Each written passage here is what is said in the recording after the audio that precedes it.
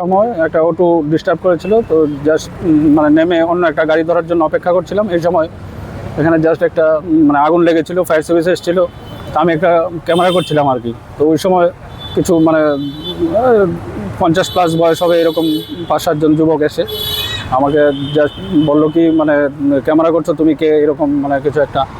তো তারপর হঠাৎ করেই মানে কিছু বোঝার আগেই মানে মানে আক্রমণ শুরু করলো আর কি, কিল ঘুষি এরকম, শার্টের বোতাম ছিঁড়ে ফেলেছে এবং তারপর ধাওয়া করেছে আমাকে মানে মোটামুটি 100 মিটার। তারপর আমি পালিয়ে মিলন সংখ্যা এলাকায় মানে চলে যাই আর কি। আপনি যখন পরিচয় দিয়েছেন আমি একজন সাংবাদিক, তখন কি ওনারা তখনই আক্রমণ করেন? না, আমাকে চিনে, আমি সাংবাদিক, কিন্তু পরিচয় দেওয়ার দরকার লাগেনি। চেনার পরেও একজন চলে গেছিলো, কিন্তু তারপরেও আবার ফিরে এসে বলছে কেউ বাড়াবাড়ি করছে, তাকে ধরো, এরকম আর। তারা কি সবাই কি মোটামুটি অবস্থায় ছিল? মোস্ট প্রবাবলি, কারণ ওই সময় তো 11+ বাজে, মানে ওই সময় তো আর কেউ মানে খালি মুখে রাস্তায় দাঁড়িয়ে কিছু করছে এরকম মনে হয় না। নিশ্চয়ই। কি নাম দাদা? নাম জানি না, কিন্তু চেহারা চিনি আমি। কতজন ছিল? কাছাকাছি 7-8 জন হবে। কালকে রাতে দৈনিক সংবাদের সাংবাদিক মিনাল যখন বাড়ি ফিরছিল, তখন এই জায়গাটাতে, এই স্পটটাতে ওকে ধরে খুব মারধর করে ওর অটোটা আরণ্যকের সামনে ওর ওই অটোটা একটু খারাপ হয়েছিল।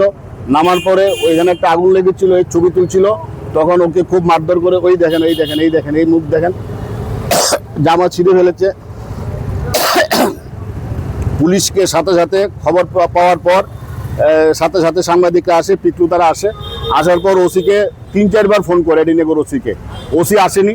কারণ ওসি চিনে কারা মেরেছে, ওসির সাথে ওদের একটা আনহোলি যোগাযোগ আছে। কারণ এগুলো আমরা জানি, বহু খবর হয়েছে এই ওসির বিরুদ্ধে, এবং ওসির প্রশ্রয়ে, ওসির মদতে এখানে কিছু সমাজদ্রোহী থাকে।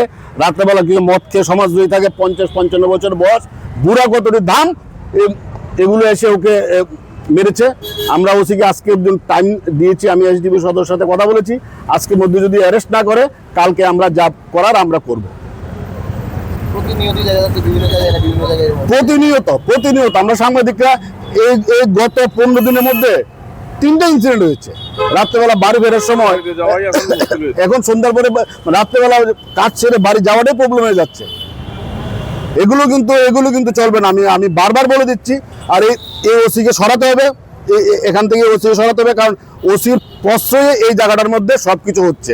ড্রাগ, তারপরে ড্রাগের যারা ব্যবসায়ী, ওর সাথে ওসির মিটিং হয় থানাতে। ড্রাগের যারা ব্যবসায়ী, ওসির সাথে বসে ওসি এগুলো করছে।